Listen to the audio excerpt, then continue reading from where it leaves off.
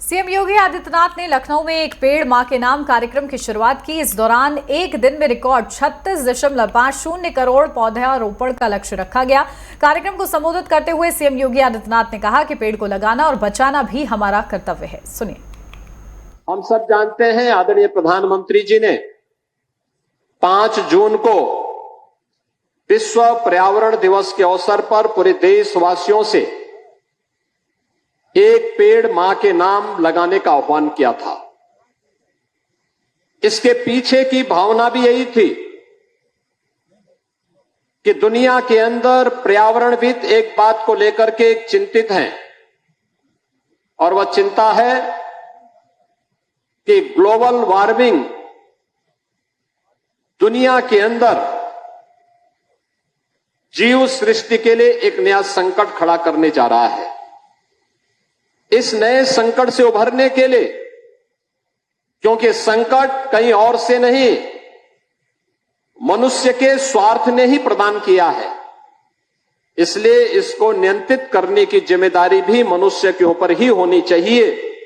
और इस दृष्टि से दुनिया के सबसे बड़े लोकतंत्र के संवैधानिक मुखिया के रूप में प्रधानमंत्री मोदी जी का यह आह्वान हर भारतवासी के लिए यह एक मंत्र बनना चाहिए। इस अभिलाषा से हम लोगों ने प्रदेश में इस पवित्र अभियान को अपने हाथों में लिया और मुझे प्रसन्नता है कहने में कि 5 जून के बाद से लगातार प्रदेश में वृक्षारोपण महाअभियान के साथ एक पेड़ मां के नाम लगाने का यह गौरव उत्तर प्रदेश के लगभग हर परिवार को प्राप्त होने जा रहा है। अक्टूबर महीने में बाढ़ आई थी। बाढ़ का समय अगस्त और मध्य सितंबर के अंदर अक्सर रहता है, लेकिन गत वर्ष अक्टूबर के अंत में बाढ़ आई थी। बहनों और भाइयों, जुलाई प्रथम सप्ताह में कभी बाढ़ नहीं आई थी। पहली बार जुलाई प्रथम सप्ताह में भी बाढ़ की विभीषिका को हम सबको झेलने के लिए मजबूर हुआ था। 24 जनपद अकेले उत्तर प्रदेश में 20 लाख से अधिक की आबादी नेपाल और उत्तराखंड में आई अतिवृष्टि के कारण बाढ़ की चपेट में आए। ये ग्लोबल वार्मिंग के ही दुष्प्रभाव हैं और मुझे लगता है कि इस बार का मई और जून का महीना लोगों को एक लंबे समय तक स्मरण रहेगा। टेम्परेचर सामान्यतः हम देखते थे, टेम्परेचर यहां का अमूमन जो देखते थे 42 से लेके 45 के बीच में होता था, लेकिन इस बार टेम्परेचर को 47 से लेके 50 डिग्री तक पहुंचते हुए हम सब ने देखा है। ये वे दुष्प्रभाव हैं जो ग्लोबल वार्मिंग के रूप में दुनिया के पर्यावरणविद हम सबको लगातार देते रहे हैं और यह जल का संकट भी खड़ा करेगा। तमाम परिवर्तन के कारण असमय बारिश की संकट पैदा करेगा, कहीं सूखा का संकट खड़ा करेगा और इसके कारण होने वाले परिवर्तन से तमाम स्थलों पर अकाल पड़ने की संभावना भी पनपती हुई दिखाई देती है।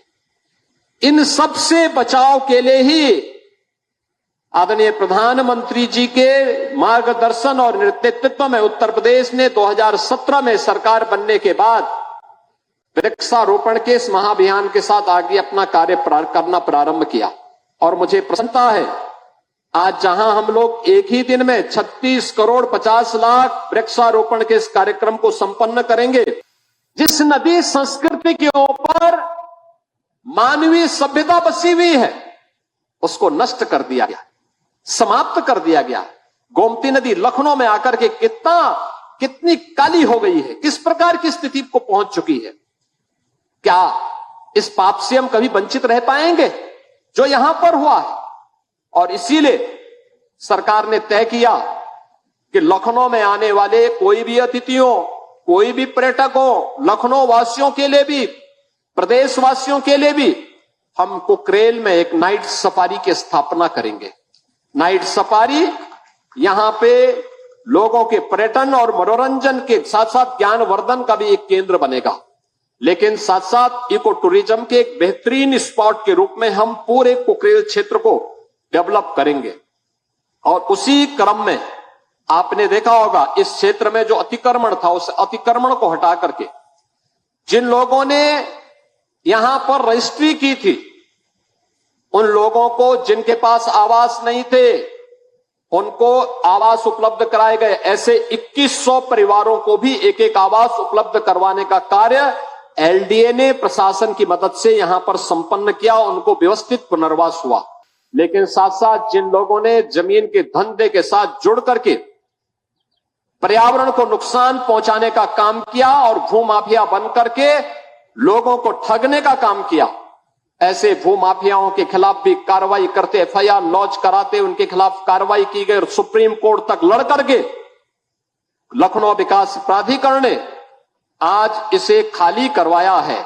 और खाली करवाने के बाद जहां पहले अकबर नगर के नाम पर यहां पे पॉल्यूशन का एक माध्यम बना हुआ था, आज वहां पर भगवान श्री राम के छोटे भाई लक्ष्मण जी के नाम पे सौमित्र वन का आज यहां पर गठन हुआ है।